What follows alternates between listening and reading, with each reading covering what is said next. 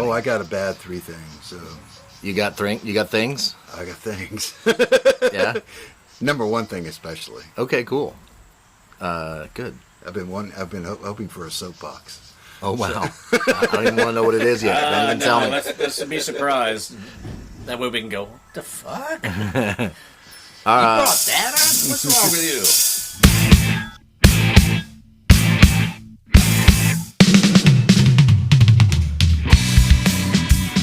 Hello and welcome everybody to another episode of Three Things with JR. Yeah, you hear those wind chimes? Let's just listen for a second because they're beautiful. I love my wind chimes. Yeah, the wind chimes means that the big band has gathered on Gary's back porch. The big band? The big. Did I say the big band? You said the big band. The big band big. The big band big. The big band big. Big band big. That would make you Gene Krupa, wouldn't it? We're here. It's a nice Sunday in October. We're gonna practice some songs, play some music today, and thought it'd be a good time to record a podcast. So I'm joined here with Gary Hawthorne and Brian McKenzie. Yo. That's the bass player, Brian. Yo. And I thought we'd start out by making sure everybody knows we're pretty freaking excited that Brand New Day, the theme song for this show, is now available for you to stream, download, purchase, listen to till your heart's content. Right, Gary? Yes, it is on every streaming and purchasing circuit that you can find. You can actually look us up on Spotify now, folks. All you got to do TheBandBiG is search for TheBandBiG, all one word. It comes right up. It's a thing of beauty. Yes, it is. It is awesome. We are, one part of practice today is we are going to do some reimagining of the songs from the record Small to put out a new record, a new full-length record of, and I guess it's already been titled... Large? No, it's not large. Medium. No, Brand New Day is the actual title of the new record. And it is going to be epic because it's going to be slight little differences. And when you pay attention between the original recording and the new recording, you'll be able to hear them. But otherwise, they're probably not going to sound that much different. But I found out in the trying to rebrand us to TheBandBiG from just Big. Yeah, we thought it was easy, right? Yeah, we thought it was. Hey, let's just change the name of the band. Yeah, and if this were the 70s, you could do that. Oh yeah, or the 80s, or the 90s, Right. Silver Beatles, or even the Beatles. early 2000s. I think. But you can't just change the name of the band and everything's fine anymore. No, because they have the digital gods have put their imprint so deep into the digitalis of the songs from Small that we cannot rebrand the songs from Small. So we have to actually change them. We can't even just put out fresh new copies. Does that mean we because have to pay they will royalties to yourself? Yes, we do. And That's awesome. And by the way, JR for Three Things with JR will now be paying royalties to himself for using Brand New Day as his theme song. So that is awesome. Because he gets to make money for himself. You realize we could make more money off ourselves than we do off of Spotify. Hey now. Hey, well that's easy. Hey, did I get a writing credit on Brand New Day? No, sorry. Oh, so I'm not paying myself at all. No, But you are because you I've got got- performance credit. Okay, Yeah. good. Because it comes to Drummers don't get writing credits, do they? Only You if they will write you will on Saints, because that's going to be under each of our names Nice. from when it comes out, because you came up with the riff. I mean, drummers get writing credits when it's a group kind of thing, but when when one person brings it in, you get they get the writing credit, and then but the drummer always gets performance credit. So you're always going to get the a 1/3 basically of the performance royalties. Cool. Because royalties are I can't wait for the crazy. checks to start rolling Oh in. yeah, Oh, baby! yeah. They're gonna be Here they go. they're gonna be huge. That's so cool. In Yeah. Charlottesville, you'd have to wait a while the way the mail. Should I put in my 2 weeks notice for my day job now, or should I wait a No, little bit? I'd wait about 50 or 60 years. Yeah. Because I remember my first BMI check back in the '80s was it was a monumental day, but it was I opened it up and I called all my friends, and it was for $2.46. Yeah. I was ecstatic because that was. That was a professional now, bro. Well, no, it was a monumental time. I mean, it falls in there with the first time you hear your record, on the radio, the first time you hear it attached to a video or anything like that. Seeing our T-shirt on Arsenio. Was it Arsenio? I think it was on Arsenio. Wait, Our what? T-shirt was on Whoa, Arsenio. You got on Arsenio? Yeah, it was pretty. How did cool. just somebody in the audience had it on? Somebody, a guest on the show, The guest on the show was wearing a Modern Logic T-shirt. Yeah, and because they were in this movie called Toy Soldiers, and in the movie, the T-shirt made its debut in the movie, and then Will Wheaton, who was real good. I'm not good friends with him, but we were at that moment. For that moment, we were pretty good friends because we were working with them, with the folks on the movie. The lead singer was a stand-in in the movie, and we became friends. And they would come and see us play, and they would get up and play with us and stuff. It was awesome. But anyway. They put this T-shirt in the movie. T-shirt. Did they put any other songs in the movie? No, it was all orchestral. Okay, got it. Stuff. There was no room for anything. But they put the T-shirt in the movie, and then Will Wheaton goes, "Dude, I'm going to be," and I'm pretty sure it was Arsenio. He's like, "Dude, I'm going to be on Arsenio tonight. Make sure y'all tune in because I'm going to wear your T-shirt." Nice. And it was so cool because it was we're all sitting there, of course. The whole band had to get together and sit there and watch, and we got pretty fucked up. And if that Arsenio is anywhere out on YouTube or something, I'm going to find it and put a link to it in the show notes, even if it's just a clip. Yeah, that would be really cool. Will Wheaton on Arsenio promoting Toy Soldiers. I think it was Arsenio. Could have been Mike Douglas. No, it wasn't Mike Douglas. Will Wheaton only goes on cool shows. Yeah. Like, he could be on this podcast. He could be on this podcast. Why not?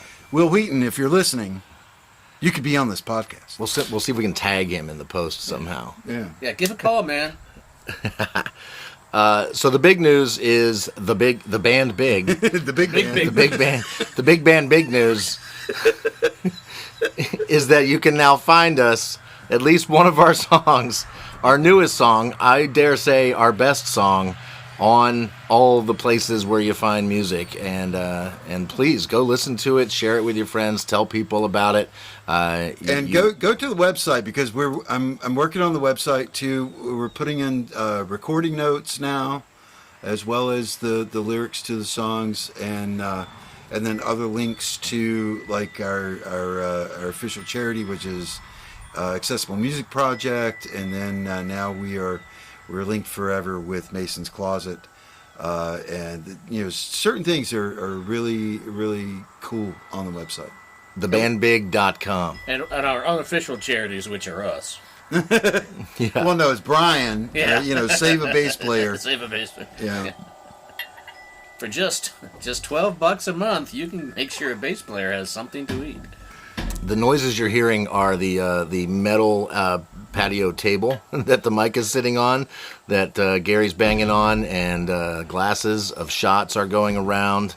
Of Sir Winston. Sir Winston, yeah. Normally we do a shot before each band rehearsal, before each gig, which is normally something Gary provides. Sometimes Brian brings something, and what is it usually? Some version of Southern Comfort? No, actually, it's usually a just like this.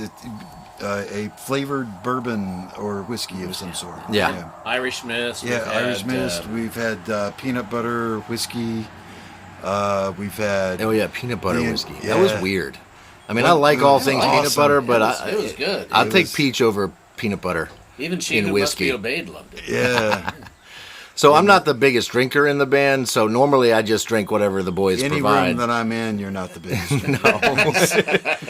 But I was in Iowa recently and went to a bar with my cousins and my sister, and there was this bottle sitting on the bar, and I said, I'll buy shots of that. and it turned out to be even better than I thought it was going to be. It's an Iowa whiskey. It's local to the great state of Iowa. It's called Sir Winston. They have multiple flavors, but I only tried the peach because peach and whiskey go together as far as I'm concerned, and it's pretty fantastic. Half the bottle's already gone, and we haven't even started rehearsal yet. It's going to be a fascinating rehearsal. Yes. We're actually doing important work trying to rearrange stuff to re-release as the band big. But that's okay. That's when we do our best work. We're just a little bit. Right. And I thought the podcast recording might go better before rather than after. You were entirely correct. You won't have as much bleeping to do. That's right. So you guys ready to do three things? Three things. So we're just going to start off with thing number one. Thing number one. And Gary, I think, needs to go first because he's been chomping at the bit, ready for this, hoping that we would record today. He's got something on his mind. I don't know what it is, but thing number one, Gary Hawthorne, you're up. This is a frightening thing, but go ahead, Gary. My thing number one. This is something very important to me. It's very deep.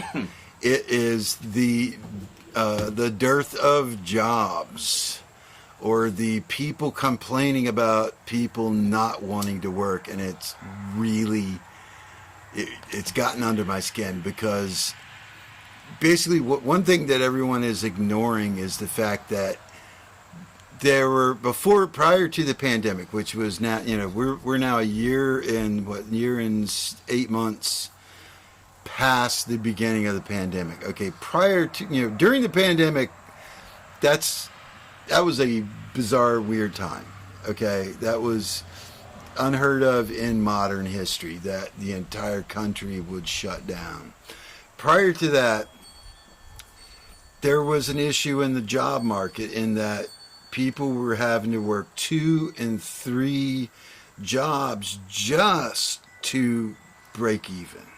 I mean, not to get ahead. We're not talking about go-getters trying to get ahead. I'm going to do everything I can. I'm going to be Jeff Bezos in 10 years. We're talking about people just trying to frickin' survive 2 and 3 jobs. At $9 an hour if they're lucky. Oh God, yeah. That's a lucky thing. So coming out of the pandemic, there's been a lot of things. Okay, so now companies that are in the know, that get it, they're starting people at $15, $16, $17 an hour. I've seen as much as $21 an hour. Okay, so if I'm a guy that's working a job that is paying me at the going time $8 an hour, but only giving me 20 hours a week, what am I doing? I'm working another job, at least, that's probably also paying $7, $8 an hour for 20 hours a week.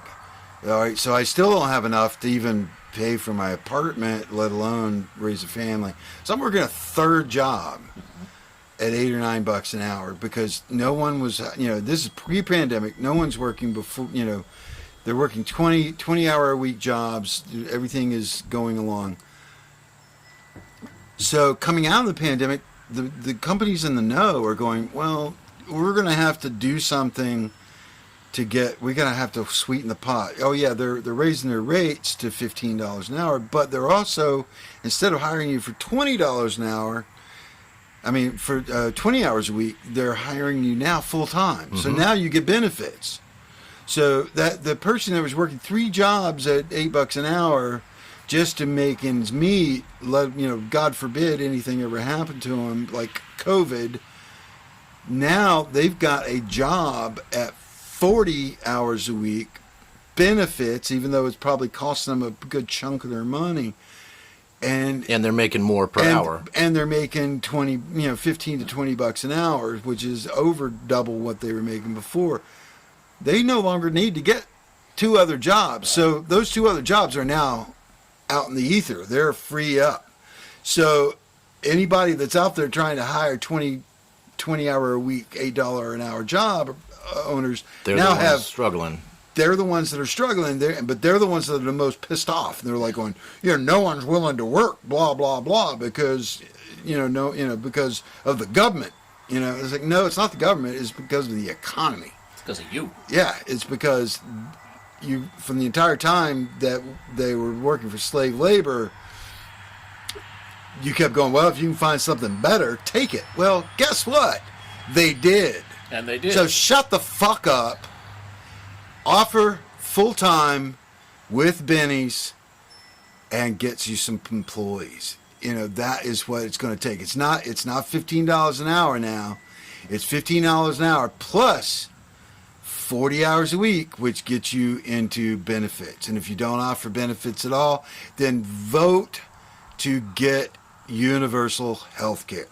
Because the same motherfucking people that are voting against universal health care are also complaining and bitching and moaning about people that are not willing to work for them for $8 an hour and 20 hours a week. Thank you very much. I'm done. This is a part one, thing 1.5. So this will be your part of the thing. My half of the Go thing. for it. This would be the ing to Gary's the. In keeping with that, I have some friends. I'm kind of old, but I have some friends who have kids. You have friends? I have friends. Well, all right, people I know. And are they willing to admit that you know them? No, okay. Please don't tell. That's why I'm not naming. They shall remain anonymous because we don't need the suicide rate to increase. But anyway, they discovered that they were paying $200 a week for one child in daycare, and both of them were working full time. And they discovered that after COVID hit, and one of them had to stay home and take care of the youngins. That $200 a week, which is what, $800 a month, they could actually not pay that and live off of one salary and maybe some part-time. And those folks a lot of them have not gone back to being full-time because it made no financial sense when they were stuck for a year having to do that. And so, people have re-looked at their lives, and they've decided that I don't want to kick my butt and take down names to get by. If I can get by, right, and have a good time. I think we did this at the beginning of COVID, and I was saying that one thing that I was hoping that would come out of it was that we'd be more cordial to people, more humane to other humans. Well, that didn't happen, but what we did find was that people are kind of tired of putting up with the bullshit. Yeah. They're being kind to themselves. Yeah, I mean, we don't have that. Enlightened. We don't have that. Yeah, that general enlightenment that my rosy ass was looking for.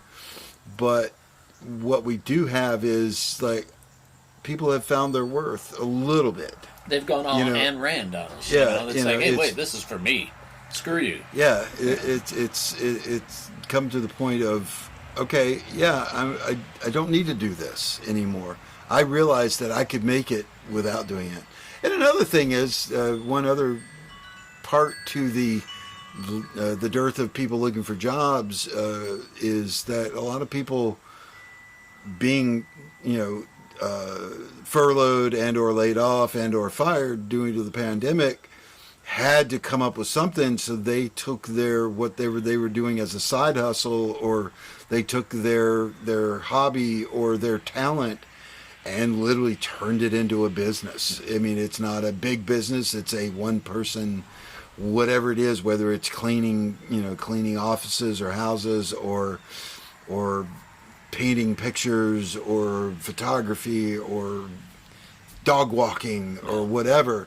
They've turned that now into a business, and they're not in the market anymore. And those people it's don't not that they don't want to work on the unemployment rates either. Yeah, and they don't. It's not because they don't want to work. I mean, everybody wants to be productive and fulfill their lives. I don't.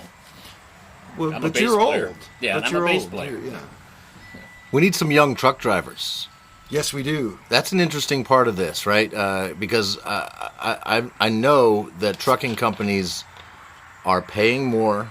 They're paying more for drivers fresh out of driving school for trucks. Mm-hmm. They're paying more for people to get certified for driving hazardous materials. I mean, the money to be made in the trucking industry by the truckers is probably greater than it's ever been, and there's still a shortage of truckers. Theoretically, it is.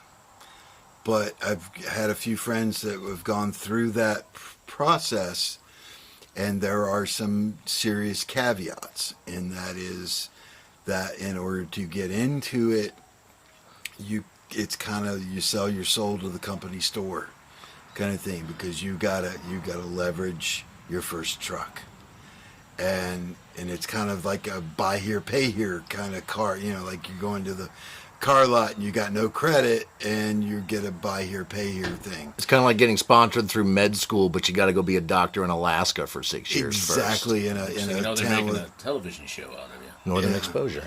Right. It's a great show. But that's there are some sticky wickets in there, in that, oh yeah, we'll put you through school and we'll get you your first truck and blah blah blah, and next thing you know, you're churning $100,000 a month for the company, and you're getting maybe $1,000 out of it. So and the key is that to go into it with open eyes, so that hey, this is what's going to happen. This is my buy-in. This is what I got to do. In 6 months to a year from now, I can make my own rules. But this first part, the 6 months to a year, I'm going to get screwed over a little bit, And so that's the problem when people start into it and they start getting the thing, and then they're bailing out, because it's a bit of a caveat. But in this situation, unless you're flush with money, you can't afford a $250,000 semi cab. I mean, who can? And you literally can't afford to finance one, because you have no income and probably crappy credit because you're a kid. Yeah. So that Peterbilt don't come cheap. No, I mean, those they're $250,000 to start, and so you kind of gotta square up and realize that it's going to take you a couple years before that really big money comes rolling in. It's not like being in a rock band. Yeah, when the really big money comes. Yeah, it comes at you. Yeah, they just throw it at you like in rolls of nickels and dimes. Yep, now's the time to be starting a band in your 40s or 50s or 60s or whatever you're at. Get going in the music industry. Absolutely, yeah, and go on tour, because gas prices are never lower. No. Speaking of which, we're planning on doing that next year. Are we going to do it? We're going to on tour. We are 2022. going on do it. 2022, spring summer 22. Stay tuned. Nice. And that was thing number 1. Pandemic talk with the band Big. Why can't I say our name anymore? The Big Band Big. No, the Big Band Big. The Big Band Big. Maybe that should be the new name. The Band Big Big. Band God, it's hard enough just to change it once. Please. All right, cool. We'll do a quick ad. We'll be right back in a minute. Wake up, wake up, wake up. There's no time for play.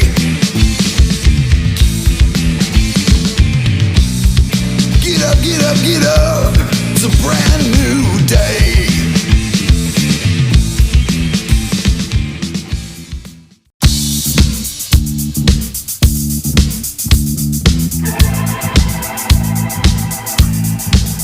Thing number 2. Okay, we're back. Thing number 2. Normally it's something we recommend, a music thing that we're into, and I think I know where we need to go with this. Oh, we can definitely recommend. Yeah, we got a band we want you to know about.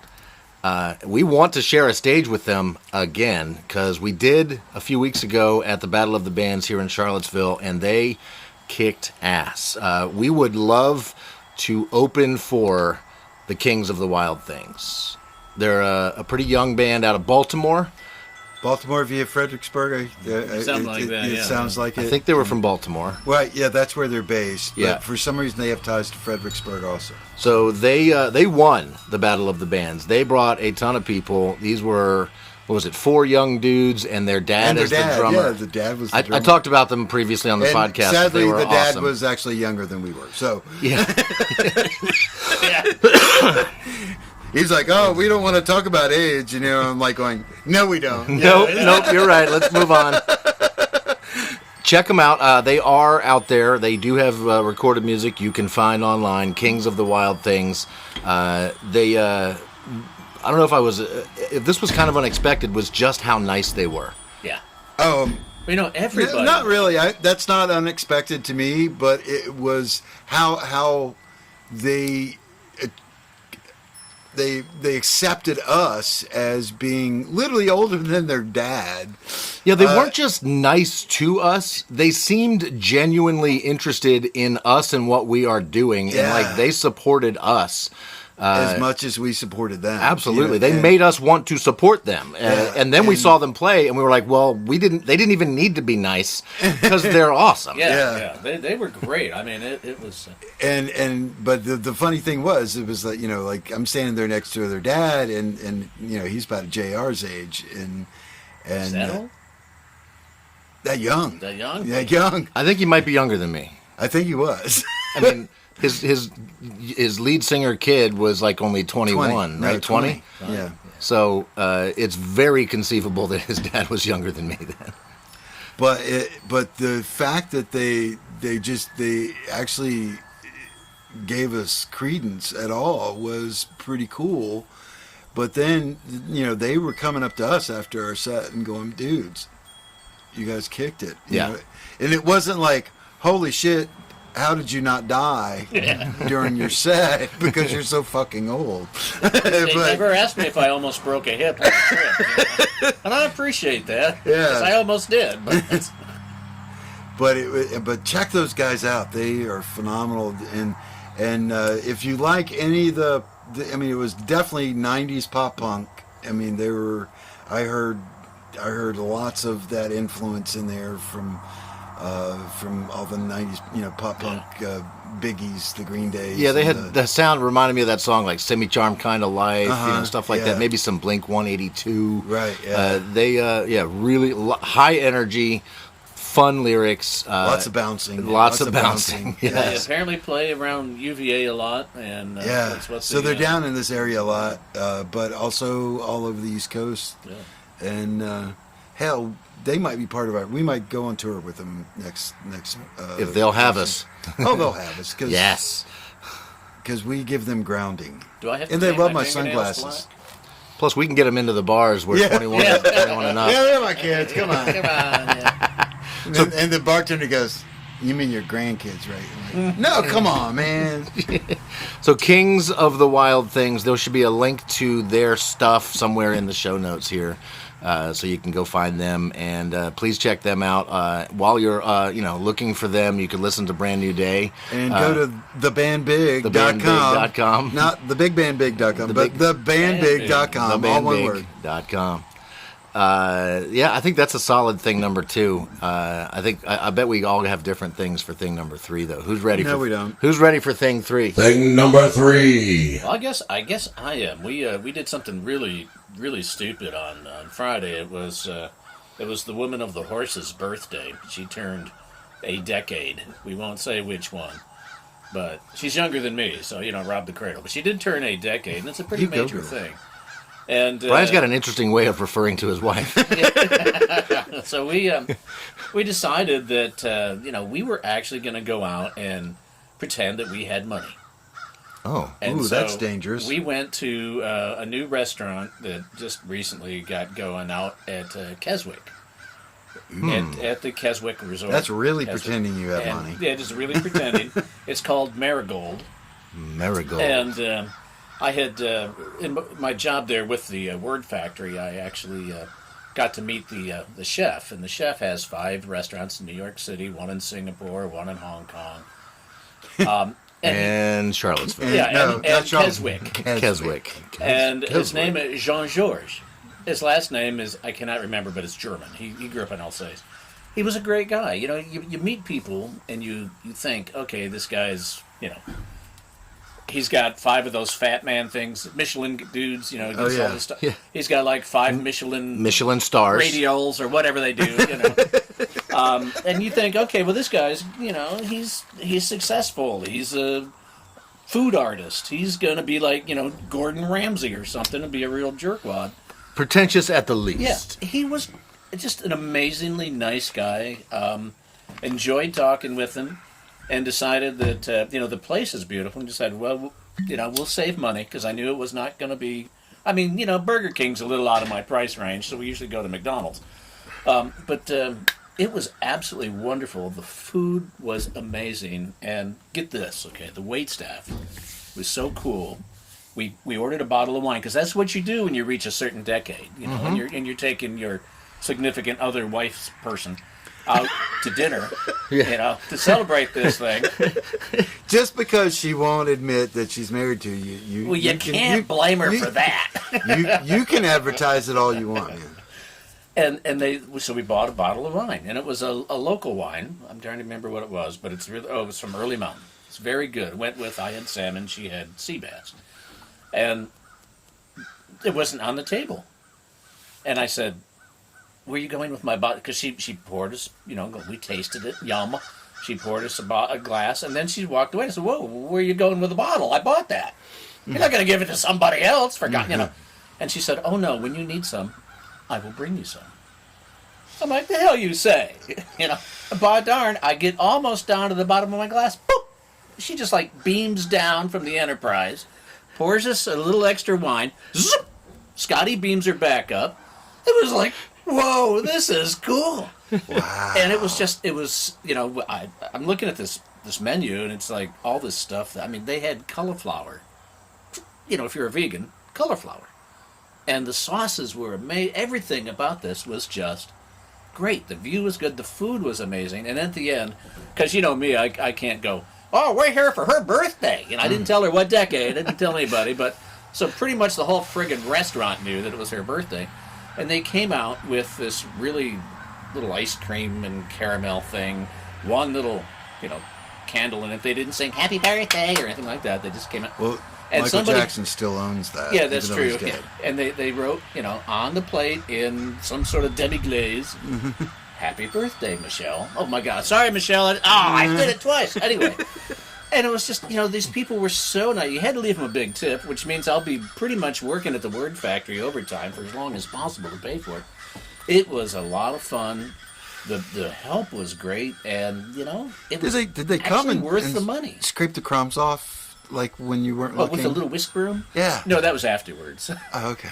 I know. Because I was in a restaurant once where someone would just like show up, like, you know, it was like Stanley Tucci in the Mr. Deeds, where we just like, you know, there they are, and the crumbs were gone. I was like, this is really strange. Now, I'm when I pay that much for a meal, and I will tell you, it was worth it. It was very good. It always is. It always is. It's I just, eat the crumbs. Yeah. It's just I'm not. It's just sad that you know 99% of America can't do that. You know, if it was worth the money for me. I mean, I'm not going to be able to do it but we're figuring once a year. You know, if you got a special event, you know, we stopped. We got in early so we could have a cocktail at the bar. Ooh, a cocktail. A cocktail. Yes, they made an absolutely. What did you have? Did you have a Well, she had Manhattan? something like a apple cider bulimic or something. I have no idea. Bulimic. A blini? Bellini, that's it. Yeah, you know, bulimic. That's a Russian Bellini, pancake. bulimic. I don't know. You know. So she had a Russian pancake. Pretty much, yeah. a- And I had an old fashioned because I can say old fashioned and not screw it up.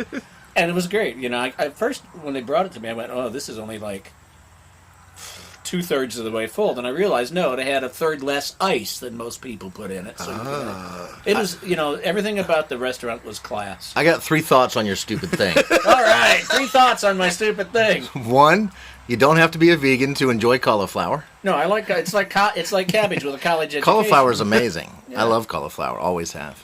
I mean, but that was a big freaking cauliflower. I mean, you had to be Number there. 2, But was it good. sounds like the really nice restaurants have finally taken a note from Chili's because they were always really good about keeping my cherry Coke refilled. Like, I didn't even need to get to the bottom of the cherry Coke, and they had there they another were, cherry right? Coke Yeah, whoa. ready for me. So you're saying this place is every bit as good as Chili's? Every bit as good as Chili's. You know, I'm Yes. good with that. I'm good with that. And my third thought is, you know, the first half of my adulthood, married, 2 kids, never had money for an experience like you're describing. Just was not even something we thought about. I mean, a really nice night on the town was Chili's, for no joke. No. But you know, since you know, kids are grown, divorced, living with Kiki, and you know, I don't have to spend all the money to raise the kids and you know, all that. I have more money to be able to do things like that. And I have had those experiences that I had never had before, like you're describing, going to these nice restaurants. And here's one thing.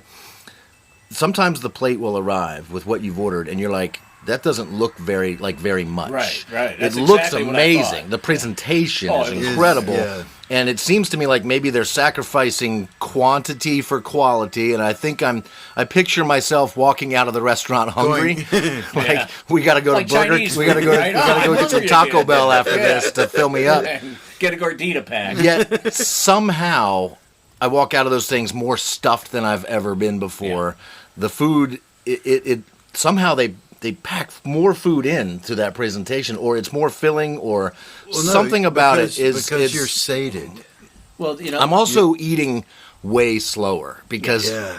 every You wanna- single you wanna bite of savor food in a every place like bite. that is But you're sated. You're- amazing. You're all your senses. I mean, everything that comes in with a meal.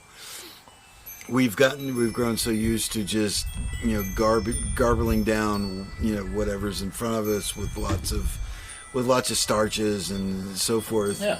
That you just garble it down, and quite honestly, America, the servings that we're given is just too much. I mean, yeah. And when you go to the really nice restaurant, it is such an enjoyable experience with your palate. I mean, you're sated. You're all of the senses that you need. You're more satisfied than you knew you could be. Yes, Every and bite the has- satisfaction yeah.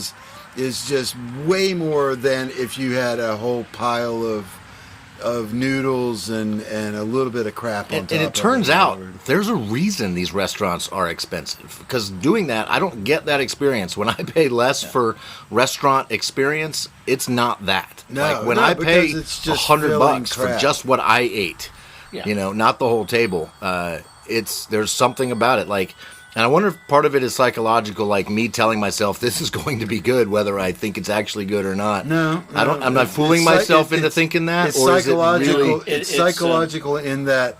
Oh my God, this is way better than I thought it could be because Yeah, $100 is a bargain Yeah. for what I'm eating right I now. had the That's usually the way I that's end up definitely feeling. what it is. And for Absolutely. Marigold, I had the advantage of meeting the guy whose recipes they're recreating, and liking him, which I don't like many people.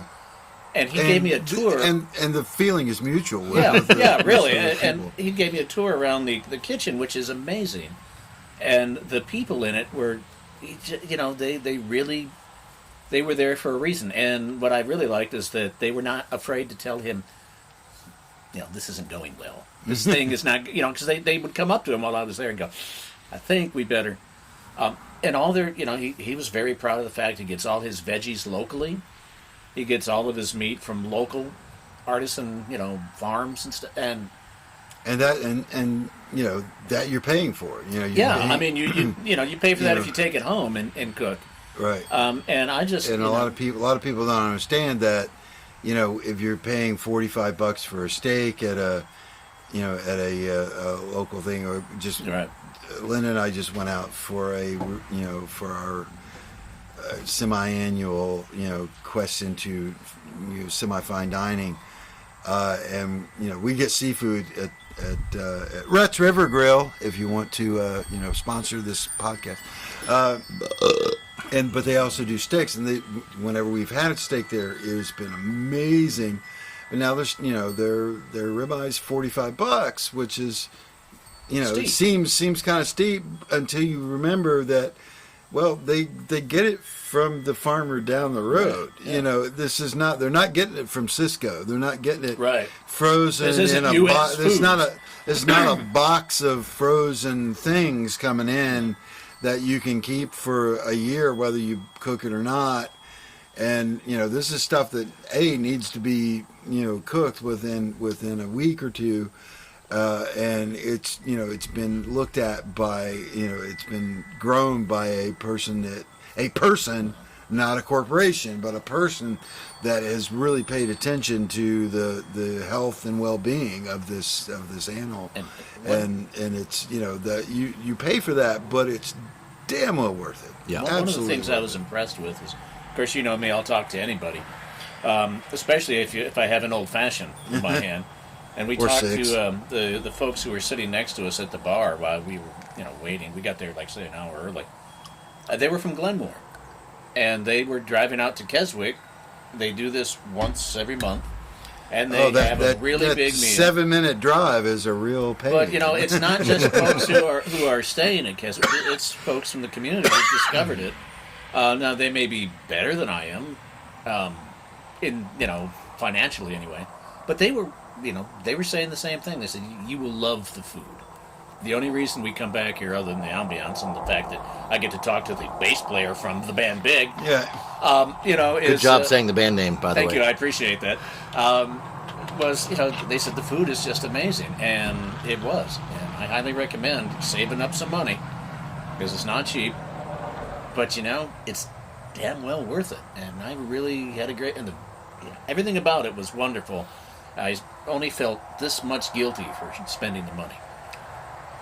For those of you listening, he held up his fingers with about 1.5 inches, 1.25 to 1 3/8 maybe inches apart. Yeah, because I as usually far feel as guilty just for buying groceries, And, well, he usually feels guilty just for waking up in the morning. well, yeah, oh no, I gotta breathe the air, and it's gonna take some away from somebody who deserves it.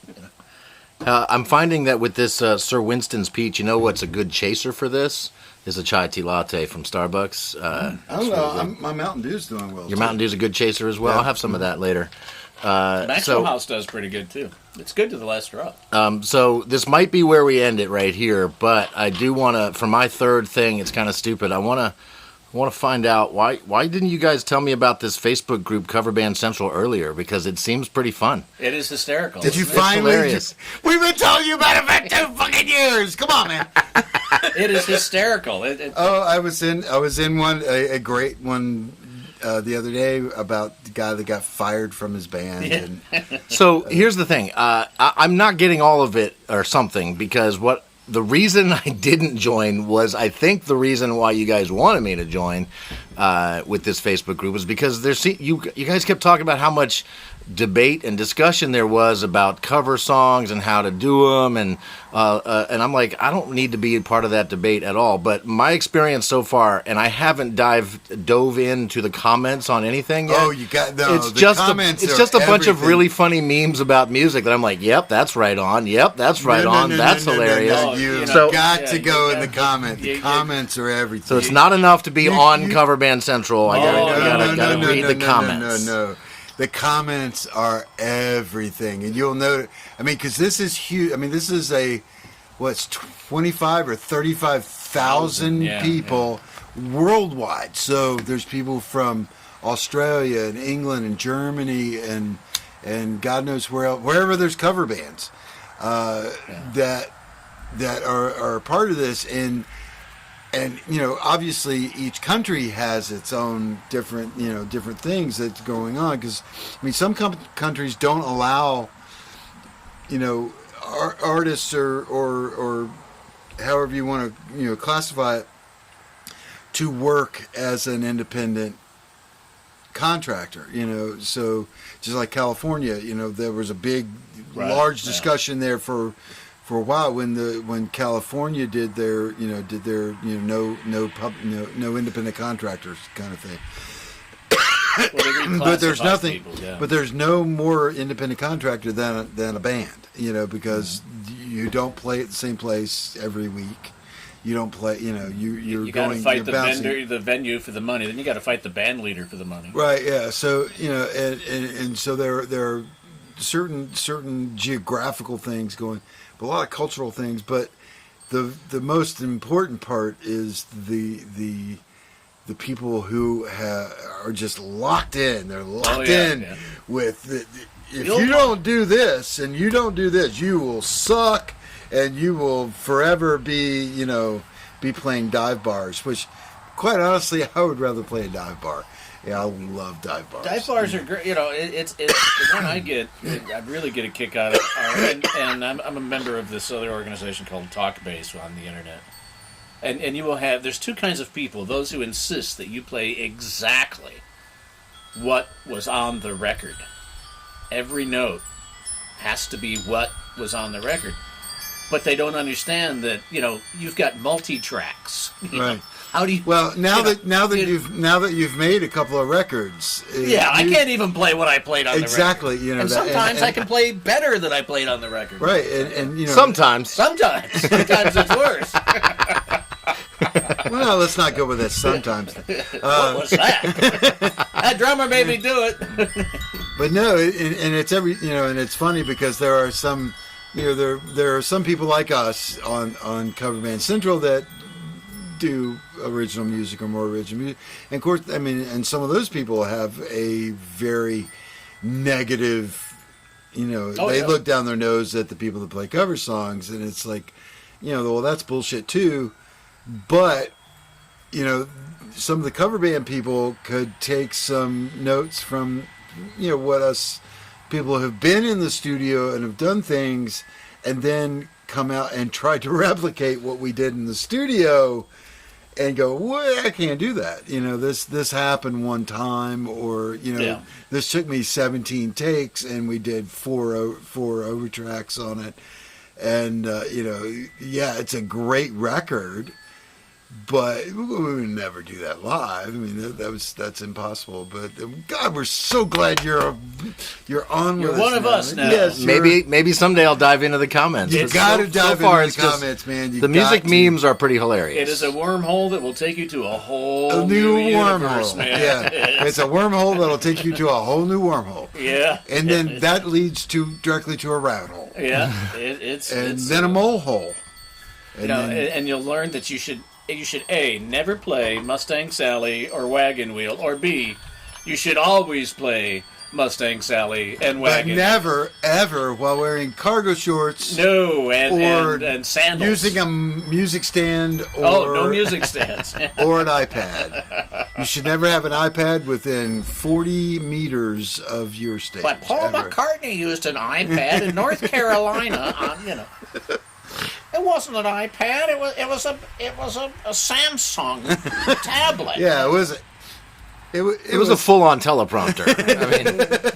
That somebody else was paid to run. But Paul can afford a full teleprompter. Yeah. I think Paul McCartney gets a lot of leeway here to use. Yeah, he can use whatever the hell he wants. Absolutely. Yeah. But he's Paul McCartney. He shouldn't have to use any. And he probably doesn't. No, he does. He does. Well, he's 80 freaking years old. He's not remembering the shit that he wrote in 1962. Yeah, that's exactly what he said. He said, I can't remember the words to Yesterday. I wrote it in 1965. I can't remember the shit that I wrote 2 years ago. I can't remember my... Who are you guys? Why are we here? Why are we here? The Big Band Big. Yeah, the TheBandBiG. This seems like the place to end this episode. Well, you always want to be stupid and absurd at the end. Yes, so. And here we are. Stupid and absurd. There you go. You got both of us. We love you guys. You guys, I don't think we said anything that I have to edit out, right? I can just go stick this on the show. And... We had a couple of F-bombs in there. Yeah, that just means I got to put the explicit tag on it, but I don't care. I'm fine with that. But that's what we do every time. There's pretty much. Big. One has to have the explicit tag and we did talk over each other, just like he told us to. Yeah. There you go. Thank you, everybody, for listening, sticking with us. We'll be back next week with, I have no idea what, but something fun. Listen for the burp at the end of the song. There's always a burp at the very end. That's the prize you get. I miss that when we play live. I'll try to replicate for you. Thanks again for listening. This is Three Things with JR. We are out. It's a brand new day. It's a brand new day.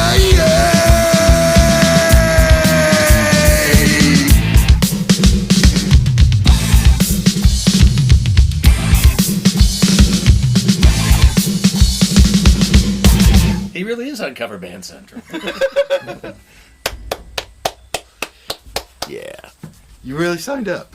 Yes. It's awesome, isn't it? It's just the most ridiculous That thing. is awesome, man. But I mean, really, it's just music memes so far. Like, Oh, are there no, any? no, no, no, Are there no. any? Are there any posts like where just somebody writes something and that's it, and then Oh, yeah. people? Oh, yeah. I haven't seen that yet. Am I on the right cover band? Yeah, you are. There's only one. I've had cover to wonder band's- so far. There's a lot of memes, but yeah, somebody will get a craw, something stuck in their craw. No, because someone will post a meme that says, whatever bullshit thing, and then, but the only reason to be on Coverman Central is to literally to read the comments, because there are some people out there who are a little tightly wrapped. a little bit. Like, they got some wrapping around their neck and it's got But the fun thing is the dead horse beating. Yes. Because that is, and oddly enough, in the last month or so, they've gone away from the dead horse a little bit. They've come back. They've like the one, they had the thing where, the guy got fired from the band that he'd been in for 10 years or whatever, and he got pissed off, and he posted on Coverman Central how shitty it was, and blah blah blah, and then and then he sobered up and he regretted it, and so he then posted, I feel bad about dogging my friends, because you were my friends for 10 years or whatever, and I just that my bad, blah blah blah.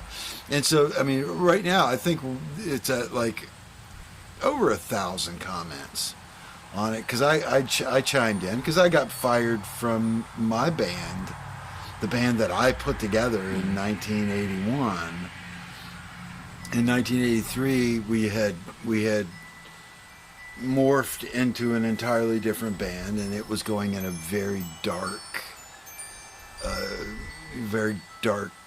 turn, which I was fine with it for a while, and then, but I was writing music, and the music I was writing was very pop oriented. Kind of like we do now. It's the stuff.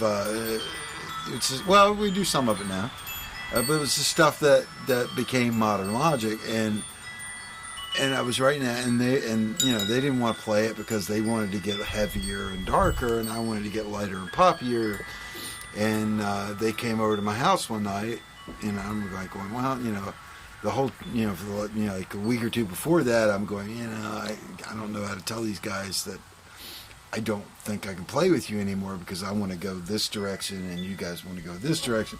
And they literally came over and brought like reinforcements, because they came over to fire me from my own. And this was the band they brought police and I literally fire put and... together. I mean, I put every person in their place, as far as where, this is the band as it stands. And So we're still recording. You okay with this being after the burp? oh, absolutely. Okay, cool. And they came over and they go, and they were sitting down in my living room, and they're like, well, we need to talk to you and this and that. And I'm like, okay. And they're like, we really need to let you go. We said, we understand this is your band, this is the band you put together and everything, but things have changed over time and everything. And they were expecting me to, I guess, freak the fuck out and go ballistic on it, because they were like, you could tell they were tense and everything. And I'm like, and I just, this huge wave of relief came over me. I'm like, oh, thank you.